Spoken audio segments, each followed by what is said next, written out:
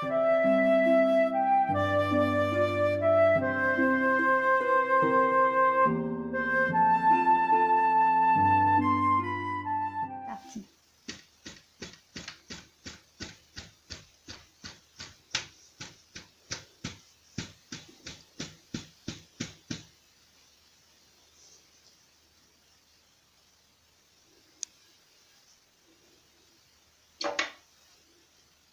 Voilà, maintenant je vais préparer la lisière.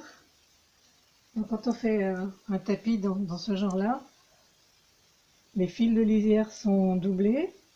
Et là, je vais passer plusieurs passages de laine pour avoir une lisière bien épaisse. J'ai même rajouté un fil, un gros fil, voilà, pour qu'il y ait vraiment de l'épaisseur. Okay. Donc je vais passer une première fois, une deuxième fois, et je prends toujours le fil, le gros fil que j'ai rajouté. Voilà, là, donc j'ai une épaisseur qui est plus grosse que mes nœuds. Et maintenant je repars un fil tout le long, parce que dans un tapis à poil long comme celui-là, on passe des passages de laine toute simple, 2 ou 3 selon la grosseur de la laine. Bon, là j'ai une laine un petit peu grosse, du coup je vais faire 2 passages. D'accord.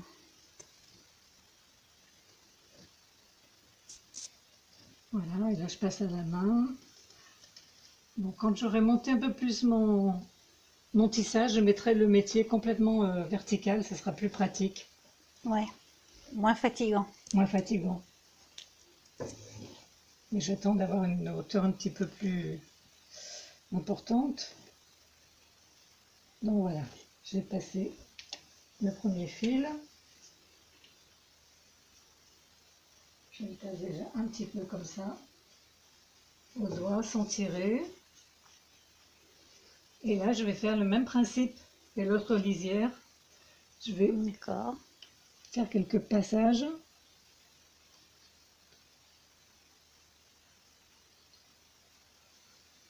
Toujours en prenant le gros fil. Voilà, pour avoir une belle bordure bien épaisse, bien solide. Ouais. Et là, je vais repartir. Mon Tissanova, je ne l'utilise pas vraiment comme je devrais. J'utilise le peigne juste pour soulever les fils. Okay. Mais je ne m'en sers pas pour tasser parce que c'est pas assez fort. En fait, j'utilise un métier qui n'est pas du tout fait pour faire ce genre de choses. Donc, je passe le deuxième. Pour moi, 2, ça suffit. Mais peut-être que dans certains cas, selon la laine... Ouais, ça dépend de la grosseur de la laine. Voilà, il faut peut-être faire 4 passages. Et là, elle est un petit peu plus grosse.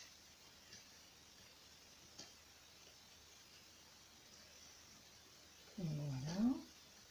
Le deuxième. Alors, j'ai plusieurs outils. Ah, il s'accrochait là-bas, bien sûr. Voilà.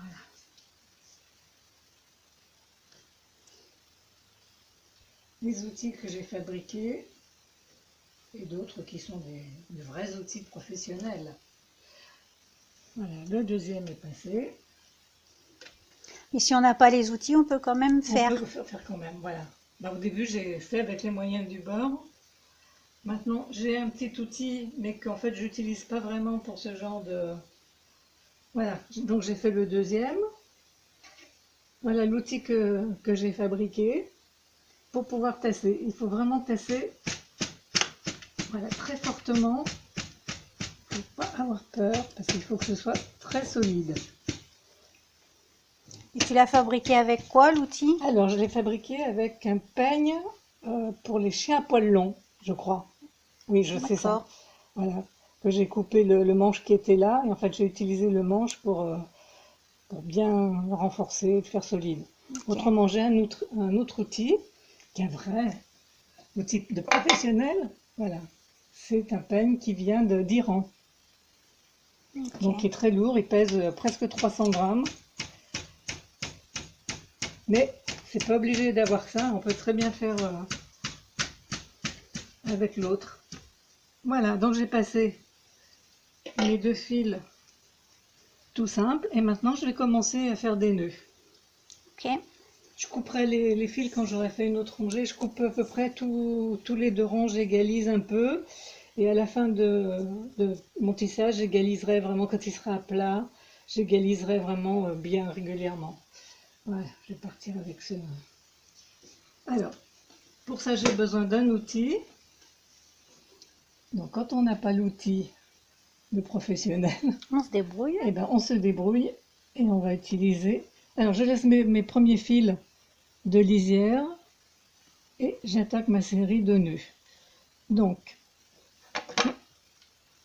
je coupe en fait avec un cutter qui coupe bien ou un couteau de cuisine. Enfin, il faut quelque chose vraiment qui soit très solide. Donc, je vais faire ma série de nœuds tout le long. Donc, je vais les faire au ralenti. Donc, voilà le principe du cutter. Alors, au ralenti. Donc là, tous les fils sont bien placés. Je prends 2 fils. Ma laine pour faire les nœuds, c'est de la laine fine que j'utilise par 2 brins. Je vais entourer le premier nœud qui est complètement vers la gauche. Voilà. Le fil suivant, je l'attrape et je passe l'extrémité de mon fil dessous. Voilà, ça fait un petit nœud comme pour faire les franges en réalité. Et je vais tirer et couper. Je recommence. Je prends les 2 fils suivants. J'entoure le premier fil qui est vers la gauche. Le fil suivant. Je passe dessous. Voilà, mon fil de chaîne est entouré par le fil de trame. Je descends et je coupe. Alors je ne serre pas trop, de toute façon ça va être tellement tassé qu'on a du mal, même en tirant fort, à les enlever. Voilà, une fois que c'est bien tassé, c'est très difficile de tirer les fils. Voilà, je fais comme ça tout le long. Bon, j'ai pas la dextérité des berbères, hein, ça viendra. Alors, l'autre outil que j'utilise, c'est un couteau qui normalement, et le cutter, ça va très bien, il faut vraiment qu'il coupe très bien. C'est ce petit instrument. Alors, j'ai caché le crochet, parce que normalement, quand on fait les tapis persans, c'est un autre nœud. Là, c'est le nœud dit turc. Quand on fait des tapis persans, c'est le nœud perse, voilà. Et en fait, on va entourer le fil et avec le crochet, on passe entre les fils de chaîne. Bon, mais ma chaîne n'est pas assez serrée pour faire ça. Donc là, j'ai choisi les nœuds symétriques qui sont utilisés dans les tapis berbères.